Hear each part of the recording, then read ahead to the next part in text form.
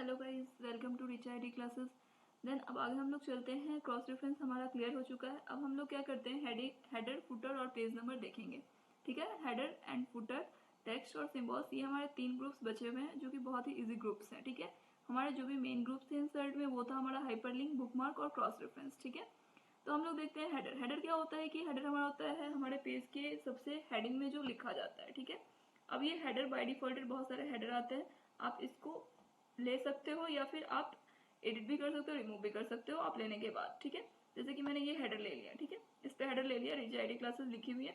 आप इसमें एडिटिंग भी कर सकते हो, नहीं भी कर सकते हो, वो आप पे डिपेंड करता है। अगर मैंने लिया है तो इस पे हमने ले लिया और मैंने हेडर डाल दिया। अब आप देखोगे कि हर एक पेज के हेडर में वो चीज़ दिखेगा, यानी कि एक पेज में मैं लूंगी और हर एक पेज में वो दिखेगा, चाहे वो मैं कहीं पे भी लूँ। ठीक है, हमने यहाँ पे नहीं लिया था।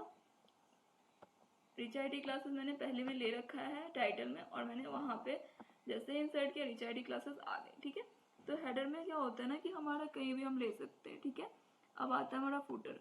फुटर में क्या होता है, सेम वही चीज़ें होती है जैसे कि हमने हेडिंग में लिया है वैसे ही हमारा फुटर में आता है। फुटर में क्या होता है ना कि हम लोग फुटर में कुछ भी डाल सकते हैं, डेट्स डाल सकते हैं, सिग्नेचर्स डाल सकते हैं, या फिर कुछ भी डाल सकते हैं। वैसे ही बाय डिफॉल्टेड कुछ भी चीज़ें लेते हैं और फिर उसको हम लोग टेक्स्ट कर लेते हैं।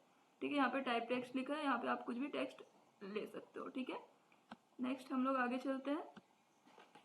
अब है हमारा पेज नंबर। पेज नंबर क्या होता है ना कि जैसे पेज नंबर हमारा टॉप और बॉटम में डाल सकते हैं, पेज मार्जिन में डाल सकते हैं, कस्टम पोजीशन में डाल सकते हैं, या फिर आप कहीं भी डाल सकते हैं अपने डॉक्यूमेंट के हिसाब से। जहाँ पे बाय डिफॉल्टेड बहुत सारी पेज नंबर ली गई है, आप इसको ले सकते हैं। ठीक है, अब आता है हमारा नेक्स्ट ग्रुप है टेक्स्ट। टेक्स्ट में क्या होता है, टेक्स्ट बॉक्स दिया हुआ है, टेक्स्ट बॉक्स में आप यहाँ से बाय डिफॉल्टेड ले सकते हो, इसमें भी, और इसमें भी आप कुछ भी लिख सकते हो। ठीक है, क्विक पार्ट्स में क्या आता है कि हमारा क्विक पार्ट्स में सबसे इंपॉर्टेंट होता है डॉक्यूमेंट प्रॉपर्टी, जिसमें कि हमारा ये एब्स्ट्रैक्ट ऑथर, अगर किसी के जैसे कि हमें किसी कंपनी का नाम लिखना है। ठीक है, तो हम यहाँ से कंपनी लेंगे और फिर यहाँ कंपनी का नाम लिख सकते हैं कुछ भी, जैसे कि मैंने कुछ भी लिख दिया, रिचा ग्रुप्स। ठीक है, कुछ भी हम लिख सकते हैं अपने हिसाब से, लिख दिया मैंने और यहाँ पे लिख दिया। अब जैसे ही हम यहाँ पे आते हैं ना तो ये मुझे दिखाएगा कि ये कंपनी है। ठीक है, देखो जैसे ही हम यहाँ पे आएंगे और यहाँ पे क्लिक करेंगे तो ये दिखाएगा कि ये कंपनी है। ठीक है, तो इस तरीके से क्विक पार्ट्स अगर लेना चाहते हैं तो हम ले सकते हैं। ठीक है, अब इसी तरीके से अगर हमें वर्ड आर्ट डालना है, कोई भी वर्ड को आर्ट की तरीके से बनाना है, तो आप वर्ड आर्ट का यूज कर सकते हो। आप वर्ड आर्ट में आप अलग अलग तरीके से ले सकते हो। इस वर्ड आर्ट से हम लोग बहुत सारी चीजें बना सकते हैं, जैसे कि इससे हम लोगोस वगैरह बना सकते हैं या फिर कुछ भी बना सकते हैं। ठीक है, यहाँ पे हम जो भी लिखेंगे उसको हम लोग लोगोस वगैरह की तरह से कर्व कर सकते हैं।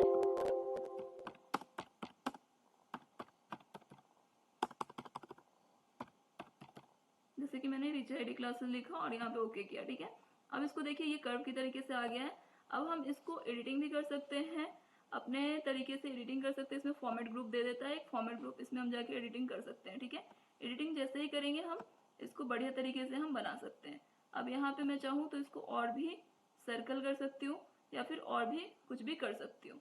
आप भी इस तरीके से इस वर्ड आर्ट को यूज कर सकते हैं और बढ़िया से बढ़िया लोगो वगैरह बना सकते हैं, शेप ले सकते हैं इसके अंदर, और फिर सेंड टू बैक और बैक टू सेंड से बहुत अच्छी लोगोस बना सकते हैं। ठीक है, अब आगे हम लोग आते हैं ड्रॉप कैप। ड्रॉप कैप होता क्या है ये हम देखते हैं। ठीक है, ड्रॉप कैप में जैसे कि देखिए ये ड्रॉप कैप क्या होता है, जैसे कि आपने देखा होगा न्यूज़पेपर्स वगैरह या फिर बुक्स या फिर मार्जिन्स वगैरह में देखा होगा, जैसे मैगजीन्स वगैरह में होता है ना कि फर्स्ट लेटर कैपिटल होते हैं और बहुत बड़े होते हैं। तो उस तरीके का अगर आपको अपने डॉक्यूमेंट में बनाना है तो आप यहाँ से ले सकते हो।